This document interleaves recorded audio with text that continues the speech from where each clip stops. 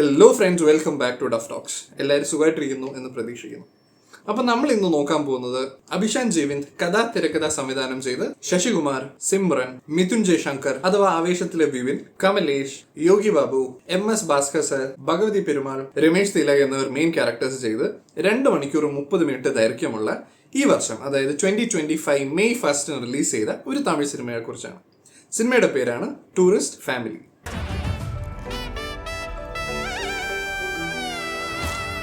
தம்பி கியூட்டா இருக்கானே, பேர் என்னப்பா? അയ്യോ സാറേ, എൻ്റെ പേര് ജോസഫ് കുരുവില്ല. ഇതാണ് എൻ്റെ നാട്. ഞാനിവിടെ ചെറിയ ബേക്കറി മുള്ളി സാർ. സിനിമയുടെ ബേസ് പ്ലോട്ട് എന്ന് വെച്ചാൽ ഇത്രയേ ഉള്ളൂ. ശശികുമാറിന്റെ ഫാമിലി, അതായത് സിമ്രനും 2 മക്കളും ചേരുന്ന ഒരു ഫാമിലി ശ്രീലങ്കയിൽ നിന്ന് ഇന്ത്യയിലോട്ട് റെഫ്യൂജീസ് ആയിട്ട് വരികയാണ്. അപ്പോൾ അവിടെ കുറേ പ്രശ്നങ്ങൾ, അവർക്ക് ഫിനാൻഷ്യലി വലുതായിട്ടൊന്നും നേടാനൊന്നും പറ്റുന്നില്ല. അപ്പം ഇന്ത്യയിൽ വന്നിട്ട് ഇവിടെ ഒരു പുതുതായിട്ട് ഒരു ഫാമിലി സെറ്റപ്പ് ചെയ്യാം, കുറച്ച് കാശൊക്കെ ഉണ്ടാക്കാം എന്നൊരു തോട്ടിൽ അവർ വരികയാണ്. അപ്പോൾ സിമ്രന്റെ ബ്രദറായിട്ടാണ് യോഗി ബാബു ചെയ്യുന്ന ദാസ് എന്ന് പറയുന്ന ഒരു ക്യാരക്ടർ വരുന്നത്. ദാസ് ഓൾറെഡി ഇപ്പോൾ ഇന്ത്യയിൽ ഇതുപോലെ കടന്നു വന്നിട്ട് ഇവിടുത്തെ ഒരു സിറ്റിസൺ ആയിട്ടാണ് യോഗി ബാബു ഇവിടെ ജീവിക്കുന്നത്, ചെന്നൈയിൽ. അപ്പോൾ യോഗി ബാബു നമ്മൾ ഹെൽപ്പ് ചെയ്യുന്ന ഒരു പ്രതീക്ഷയിലാണ് ആ ഒരു ഫാമിലി ശ്രീലങ്കയിൽ നിന്ന് ഇന്ത്യയിലോട്ട് വരുന്നത്. അവര് ഇന്ത്യയിലോട്ട് വന്നിട്ട് ചെന്നൈയിൽ നിന്നിട്ട് അവർ നന്നായിട്ട് എങ്ങനെ അവർക്ക് കാശ് ഉണ്ടാക്കാൻ പറ്റുമോ ഇല്ലയോ, അതിൻ്റെ ഇടയിൽ റെഫ്യൂജീസ് ആണ്, നിങ്ങൾക്ക് അറിയാലോ, ഇല്ലീഗലാണ്. അപ്പോൾ ഇല്ലീഗലായിട്ട് വന്ന ഈ ഒരു ഫാമിലിക്ക് തിരിച്ചു പോകേണ്ടി വരുമോ, അവർക്ക് ഇവിടെ എക്സിസ്റ്റ് ചെയ്യാൻ പറ്റുമോ ഇല്ലയോ, കേസാവോ ജയിലിലാവോ തൂക്കിക്കൊല്ലോ എന്ത് സംഭവിക്കും എന്നുള്ളതാണ് ഈ സിനിമയുടെ ബേസ് പ്ലോട്ട് എന്ന് വെച്ചാൽ. ഈ സിനിമ റിലീസ് ചെയ്തപ്പോൾ തന്നെ ഈ ഒരു സിനിമ കണ്ടിട്ട് ഒരുപാട് പേര് എൻ്റെ റിവ്യൂസും ഒക്കെ പറഞ്ഞിട്ടുണ്ടായിരുന്നു. ഗംഭീര പടമാണ്, മസ്റ്റ് വാച്ച് എന്നൊക്കെയാണ് പറഞ്ഞിരുന്നത്. ഈ സിനിമ നിങ്ങൾക്ക് ഇപ്പോൾ OTT കാണാൻ പറ്റും. ജിയോ ഹോട്ട്സ്റ്റാറിൽ ഈ ഒരു സിനിമ അവൈലബിൾ ആണ്. മലയാളം, തമിഴാണ്, ബേസിക്കലി തമിഴ് സിനിമയാണ്. മലയാളം, ഹിന്ദി, തെലുഗു, കന്നഡ എന്നീ ഭാഷകളിൽ ഇത് അവൈലബിൾ ആണ്. ഈ സിനിമ നിങ്ങൾ കാണാനായിട്ട് എന്തെങ്കിലും ഒരു പ്ലാൻ ഉണ്ടെങ്കിൽ ഇതിന്റെ ടീസർ, അതായത് പോസ്റ്റർ ടീസർ എന്ന പേരിൽ അവർ യൂട്യൂബിൽ ഒരു വീഡിയോ കിടപ്പുണ്ട്. ടൂറിസ്റ്റ് ഫാമിലി എന്ന് സെർച്ച് ചെയ്യുമ്പോഴത്തേനും കിട്ടും. ആ ഒരു വീഡിയോ കണ്ടിട്ട് ഈ ഒരു സിനിമ കാണുന്നത് ഇനി കുറച്ചും കൂടി നന്നായിട്ട് എൻജോയ് ചെയ്യാൻ പറ്റും എന്ന് തോന്നുന്നു. അതായത് ഈ സിനിമയിൽ കാണിക്കുന്ന ഒരു ഇന്ത്യയിലോട്ട് വന്നെത്തി എന്ന് പറയുന്ന അവിടെ തൊട്ടിട്ടുള്ള ഒരു പോർഷനാണ് കാണിക്കുന്നത്. അപ്പോൾ ഇതിനു മുമ്പ് അവരുടെ ബാഗ് പാക്ക് ചെയ്യുക അല്ലെങ്കിൽ അങ്ങനെയൊക്കെയുള്ള ആക്ടിവിറ്റീസും കാര്യങ്ങളൊന്നും ഈ സിനിമയിൽ കാണിച്ചിട്ടില്ല. അത് ഒരു ടീസറിലാണ്, ഒരു ടീസർ വീഡിയോയ്ക്കകത്താണുള്ളത്. നിങ്ങൾക്ക് അത് നോക്കുമ്പോൾ അത് കാണാൻ കുറച്ചും കൂടി രസമായിരിക്കും. അപ്പോൾ ഒരു കണ്ടിന്യൂഷൻ എന്നുള്ള രീതിയിൽ നിങ്ങൾക്ക് ഈ ഒരു സിനിമയും കണ്ടു പോകാം എന്നുള്ളതാണ്. വേറെ പേര് എടുത്ത് പറഞ്ഞോട്ടെ, നിങ്ങൾക്ക് ഈ ഒരു സിനിമ കാണുന്നുണ്ടെങ്കിൽ ഇതിൻ്റെ ട്രെയിലർ കാണുന്ന വലിയൊരു ഓപ്ഷനാണ് എന്ന് ഞാൻ പറയില്ല. കാര്യം എന്താ വെച്ചാൽ അതിൻ്റെ അത് കുറേ കാര്യങ്ങൾ നമുക്ക് കാണിക്കുന്നുണ്ട്. ഈ ഒരു സിനിമ എങ്ങനെയാണ് പോകുന്നത്, ഏത് രീതിയിലായിരിക്കും പോകുന്നത് എന്നൊക്കെയുള്ള കുറേ കാര്യങ്ങൾ നമുക്ക് ഒരു സിനിമയിൽ കാണാൻ പറ്റും. അതുകൊണ്ട് തന്നെ ഈ സിനിമയുടെ ഒരു ഫ്രഷ്നെസ് നിങ്ങൾക്ക് കിട്ടാനുള്ള ചാൻസ് കുറവാന്നുള്ളതാണ്. ഒരു ഗംഭീര കഥ എന്ന് പറയാനായിട്ട് വലുതായിട്ടൊന്നും ഈ ഒരു സിനിമയിൽ ഇല്ല എന്നുള്ളതാണ്. ഒരു ഫീൽ ഗുഡ് ഒരു സിനിമ എന്നതിൻ്റെ അപ്പുറം വലിയൊരു സംഭവമൊന്നുമില്ല. അപ്പോൾ ഈ ട്രെയിലറും കൂടെ കണ്ടു കഴിഞ്ഞാൽ നിങ്ങളുടെ എൻജോയ്മെൻറ്റ് അത്രയ്ക്ക് കുറച്ചുകൂടി ഒന്ന് കുറയും എന്നുള്ളതാണ് എൻ്റെ കാരണം. ഈ സിനിമ തുടങ്ങി സ്റ്റാർട്ടിങ്ങിൽ കുറച്ചു നേരം ഭയങ്കര രസമാണ് ഈ ഒരു സിനിമ കണ്ടുകൊണ്ടിരിക്കാനായിട്ട്. എസ്പെഷ്യലി ശശികുമാറിൻ്റെ ഇളയ മോനായിട്ട് അഭിനയിക്കുന്ന കമലേഷിൻ്റെ ഒരു ക്യാരക്ടർ ഉണ്ട്. ഭയങ്കര രസമാണ് ആ ഒരു പയ്യൻ്റെ അഭിനയവും ബാക്കി കാര്യങ്ങളൊക്കെ കാണാൻ. അവനാണ് ബേസിക്കലി ഈ സിനിമയിൽ ഏറ്റവും കൂടുതൽ കോമഡി എന്ന് പറയുന്ന സാധനം കോൺട്രിബ്യൂട്ട് ചെയ്തേക്കുന്നത്.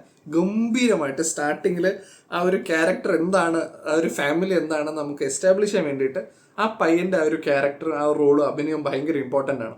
സ്റ്റാർട്ടിങ് ഒരു 15-20 മിനിറ്റ്സിൽ തന്നെ നമ്മൾ ഓൾറെഡി ആ ഒരു സെറ്റിങ്ങിൽ എത്തിക്കഴിഞ്ഞു. ഇനി എന്താണ് എന്നൊക്കെയുള്ള ഒരു പ്ലോട്ട് സെറ്റിംഗ് അവിടെ തന്നെ നടന്നു കഴിഞ്ഞു. സ്റ്റാർട്ടിങ്ങിൽ അവർ മെയിൻറ്റെയിൻ ചെയ്തിട്ടുണ്ടായിരുന്ന ആ ഒരു എൻഗേജ്മെൻറ്റ്, ആ ഒരു രസം, ആ ഒരു ഫണ്ണെന്ന് പറഞ്ഞ കാര്യം ഗ്രാജുവലി അത് കുറയുന്നതായിട്ടാണ് നമുക്കൊരു സിനിമയിൽ കാണാൻ പറ്റുക. സ്റ്റാർട്ടിങ് ഗംഭീരമായിരുന്നെങ്കിൽ ഒരു ഹാഫൊക്കെ ആകുമ്പോഴത്തേനും അത് ഓൾമോസ്റ്റ് അത് കുറച്ചൊന്ന് കുറയുന്നതായിട്ട് ഫീൽ ചെയ്യും. ക്ലൈമാക്സ് എത്തുമ്പോഴത്തേനും ഒട്ടും സാറ്റിസ്ഫൈഡ് ആകാത്ത, ഒട്ടും കൺവിൻസിങ് അല്ലാത്ത ഒരു ക്ലൈമാക്സ് ആണ് ഈ ഒരു സിനിമ സമ്മാനിക്കുന്നത്. ഈ സിനിമയിൽ ഒരുവിധം എല്ലാവരും ഗംഭീരമായിട്ട് തന്നെ അഭിനയിച്ചിട്ടുണ്ട്. ശശികുമാർ സാർ ആണെങ്കിലും സിമ്രൻ മാം ആണെങ്കിലും നമ്മുടെ 2 പിള്ളേരും, ഇതിനും നമ്മുടെ കോമഡി പറയുന്ന പയ്യനാണെങ്കിലും എല്ലാവരും തന്നെ ഗംഭീരമായിട്ട് അഭിനയിച്ചിട്ടുണ്ട്. എന്താണോ അവർക്ക് ചെയ്യാനുള്ളത് അവരത് കറക്റ്റായിട്ട് ചെയ്തിട്ടുണ്ട്.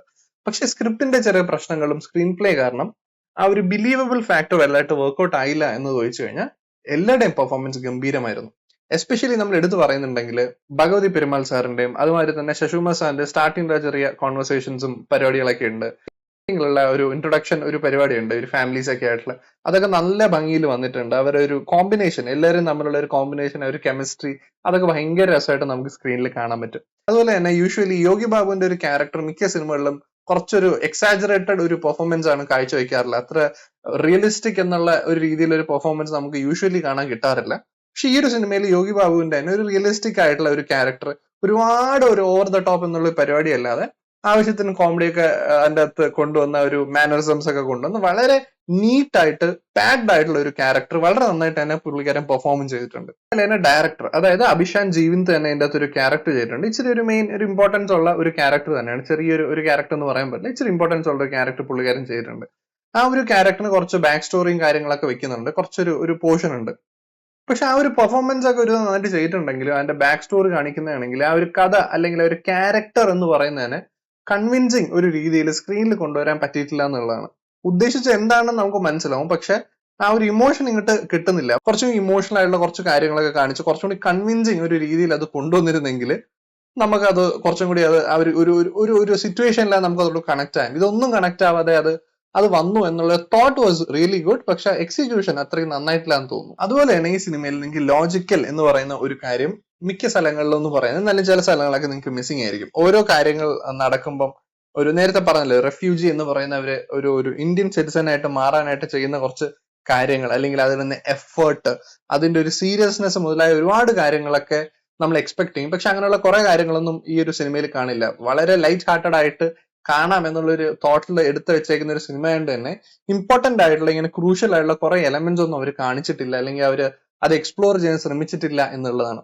അത് കാരണം തന്നെ ഇതിന്റെ ബിലീവബിൾ ഫാക്ടേഴ്സ് കുറെ കുറവാണ്. ലോജിക്കൽ സെൻസിൽ ഇത് എങ്ങനെ ഇവിടെ അഡ്മിഷൻ കിട്ടുക, അല്ലെങ്കിൽ ഇവിടെ എങ്ങനെ ഇത് കിട്ടുക എന്നൊക്കെയുള്ള ഈ ജോലിയാണെങ്കിലും ശരി, അതിൽ ഒരുപാട് കാര്യങ്ങൾ ഇതിന്റെ അകത്ത് വരുന്നുണ്ട്. അതൊന്നും അതുപോലെ തന്നെ ഒരു മെയിൻ ഒരു സംഭവം സംഭവിക്കുന്നുണ്ട് ഈ ഒരു സിനിമയിൽ. അത് റിലേറ്റഡ് ആയിട്ടുള്ള കുറച്ച് ഒരു ഇൻവെസ്റ്റിഗേറ്റീവ് എന്നൊക്കെ വേണമെങ്കിൽ വിളിക്കാം, അങ്ങനത്തെ ഒരു സിറ്റുവേഷൻ ഒക്കെ അവർ കാണിക്കുന്നതിൽ തന്നെ ഒട്ടും ഇന്ന കാര്യം ചെയ്താൽ പോരായിരുന്നു, ഇങ്ങനെ കറങ്ങി മൂക്കുടിക്കേണ്ട ആവശ്യം എന്താന്നൊക്കെ നമുക്ക് പറയാൻ തോന്നുന്ന പോലത്തെ എലമെന്റ്സ് ഈ ഒരു സിനിമയിലുണ്ട്. പക്ഷെ അതൊന്നും ശ്രദ്ധിക്കാതെ നിങ്ങൾ ഈ ഒരു സിനിമ കാണുന്നുണ്ടെങ്കിൽ നിങ്ങൾക്ക് എൻജോയ് ചെയ്യാൻ പറ്റും. പക്ഷെ ഇങ്ങനെയുള്ള കാര്യങ്ങൾ നിങ്ങൾ അത് അറിയാതെ നിങ്ങൾ ചിലപ്പോൾ നമ്മൾ ശ്രദ്ധിക്കാതെ തന്നെ നമ്മൾ ശ്രദ്ധിച്ചു പോകും, ഇങ്ങനെയുള്ള കാര്യങ്ങളൊക്കെ മണ്ടത്തരലേക്ക് കാണിക്കുന്നതെങ്കിൽ. അപ്പൊ അങ്ങനെയൊക്കെ ആലോചിച്ചു കഴിഞ്ഞാൽ മേ ബി ഈ സിനിമ അത്രയ്ക്ക് എൻജോയ് ചെയ്യാൻ പറ്റണം എന്നില്ല. അതുമാതിരി തന്നെ ഈ ഒരു സിനിമയിൽ ആവശ്യമില്ലാതെ കുറെ ഇമോഷണൽ ആയിട്ടുള്ള കുറച്ച് സീൻസ്, അതുപോലെ തന്നെ കുറച്ച് ഇവന്റ്സ് ഒക്കെ അവർ ആവശ്യമില്ലാത്ത കുറെ കാര്യങ്ങൾ എടുത്തിട്ട മാതിരി തോന്നിയിട്ടുണ്ടായിരുന്നു. ഇതിന് തമ്മിലൊരു കണക്ഷൻ ഇല്ല. ചില സ്ഥലങ്ങളിൽ ഓവർ ദ ടോപ്പ് എന്ന് പറയുന്ന ഒരു രീതിയിൽ കുറെ സീൻസും ബാക്കി കാര്യങ്ങളും വന്നിട്ടുണ്ട് എന്നുള്ളതാണ്. ഓവർ നോക്കുന്നുണ്ടെങ്കിൽ പ്രെഡിക്റ്റബിൾ ആയിട്ടുള്ള ഒരു കഥ, വലിയ ട്വിസ്റ്റ് ആൻഡ് ടേൺസ് ഒന്നും ഇല്ലാതെ സിമ്പിൾ ആയിട്ട് അവർ എടുത്തു വെച്ചിരിക്കുന്നു എന്ന് പറയാം. ഇതിന്റെ ബേസ് സ്റ്റോറി കൊള്ളാമെങ്കിലും അതിന്റെ സ്ക്രീൻ പ്ലേ കുറച്ചും കൂടി നന്നായിട്ട് വർക്ക് ചെയ്തിരുന്നെങ്കിൽ, കുറച്ചും കൂടി ഇവന്റ്സ് ആഡ് ചെയ്തിരുന്നെങ്കിൽ, കുറച്ചും കൂടി കണക്ഷൻസ് കൊണ്ടുവന്നിരുന്നെങ്കിൽ കുറച്ചും കൂടി ഒരു ഗംഭീര സിനിമ എന്ന് പറയാൻ പറ്റുന്ന എല്ലാ എലമെന്റ്സ് ഉള്ളൊരു സിനിമ, പക്ഷെ not up to the mark എന്ന് തോന്നുന്നു എന്നുള്ളതാണ്.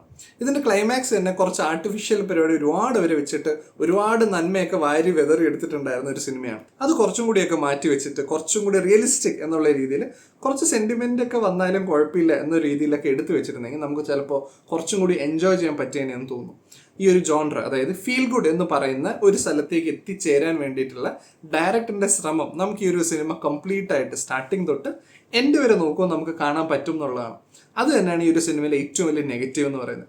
ഫീൽ ഗുഡ് എന്ന് പറയുന്ന ഒരു സംഭവം ക്രിയേറ്റ് ചെയ്യാൻ വേണ്ടിയിട്ട് അൺവാണ്ടഡ് ആയിട്ടുള്ള ഒരുപാട് എലമെന്റ്സ് കൊണ്ടുവരികയും നീഡഡ് ആയിട്ടുള്ള ചില കാര്യങ്ങൾ അവർ എടുത്തു മാറ്റി ചെയ്തിട്ടുണ്ട് എന്നുള്ളതാണ്. അതൊന്നും മാറ്റിയിരുന്നെങ്കിൽ ഒരു ഗംഭീര പടം എന്ന് പറയാൻ പറ്റുന്ന ഒരു ലെവലിൽ ചിലപ്പോൾ ഈ സിനിമ വന്നേനെ. അപ്പോൾ ഓരോ നോക്കുന്നുണ്ടെങ്കിൽ ഇറ്റ്സ് എ ഗുഡ് മൂവി എന്ന് എന്തായാലും പറയാൻ പറ്റും. പക്ഷെ ഗംഭീര പടം എന്ന് പറയാനായിട്ട് എന്തെങ്കിലും ഉണ്ട് എന്ന് എനിക്ക് തോന്നുന്നില്ല. പക്ഷെ നെറ്റിൽ നോക്കുമ്പം എല്ലാവരും ഇതിനെക്കുറിച്ച് ഈ സിനിമയെക്കുറിച്ച് പോസിറ്റീവ് മാത്രമേ പറഞ്ഞിട്ടുള്ളൂ. ആരെങ്കിലും നെഗറ്റീവ് പറയുന്ന ഒരു റിവ്യൂ പോലും ഞാൻ കണ്ടില്ല എന്നുള്ളതാണ്. പക്ഷെ പേഴ്സണലി എന്നോട് ചോദിക്കുന്നുണ്ടെങ്കിൽ it was a good movie, ഒരു ഗംഭീര പടമാണ്, ഇറ്റ്സ് അമേസിംഗ് എന്ന് പറയാനായിട്ട് വലുതായിട്ട് ഉണ്ട് എന്നൊന്നും എനിക്ക് തോന്നില്ല എന്നുള്ളതാണ്.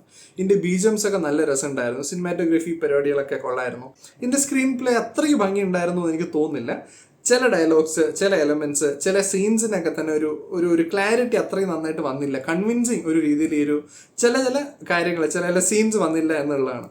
പക്ഷെ എന്റർടൈൻമെന്റ് പെർസ്പെക്റ്റീവിൽ നോക്കുന്നുണ്ടെങ്കിൽ ഫൺ, ഒരു കോമഡി എന്ന് പറയുന്ന ഒരു സാധനം, ഒരു ഫീൽ ഗുഡ് എന്നുള്ളൊരു പെർസ്പെക്റ്റീവിൽ നോക്കുന്നുണ്ടെങ്കിൽ ഫോർ ഷുവർ ഇത് നല്ലൊരു സിനിമ എന്ന് നമുക്ക് പറയാൻ പറ്റും. പക്ഷെ നേരത്തെ പറഞ്ഞ ചില കാര്യങ്ങൾ മനസ്സിൽ വെച്ചേക്കണം എന്ന് മാത്രം. അപ്പം നിങ്ങൾ ഈ ഒരു സിനിമ കണ്ടിട്ടുണ്ടെങ്കിൽ നിങ്ങൾക്ക് എന്ത് തോന്നി ഈ സിനിമയെക്കുറിച്ച്? നിങ്ങൾക്ക് ഈ ഒരു സിനിമ ഇഷ്ടപ്പെട്ടിട്ടുണ്ടായിരുന്നോ ഇല്ലയോ? എന്താണ് നിങ്ങളുടെ ഒപ്പീനിയൻ എന്നുള്ളത് താഴെ കമൻറ്റ് ചെയ്യുക. അതുമാതിരി തന്നെ നിങ്ങൾ ഈ സിനിമ കണ്ടിട്ടുണ്ടെങ്കിൽ 10-ന് എത്ര റേറ്റിംഗ് കൊടുക്കും എന്നും കൂടി താഴെ ഇടുക. അതാകുമ്പോഴത്തേനും ഈ ഒരു സിനിമ ആരെങ്കിലും ഇനി കാണാൻ എന്തെങ്കിലും പ്ലാൻ ഉണ്ടെങ്കിൽ നിങ്ങളുടെ കമൻസ് ഒക്കെ വായിച്ചു നോക്കിയിട്ട് കാണണോ കാണണ്ടേ ഈ ഒരു സിനിമ എന്ന് ഡിസൈഡ് ചെയ്യാൻ വേണ്ടിയിട്ട് ഒരു ഹെൽപ്ഫുൾ സംഭവമായിരിക്കും. അപ്പോൾ അത്രയൊക്കെ ഉള്ളൂ guys. Thank you so much for watching. Until then by.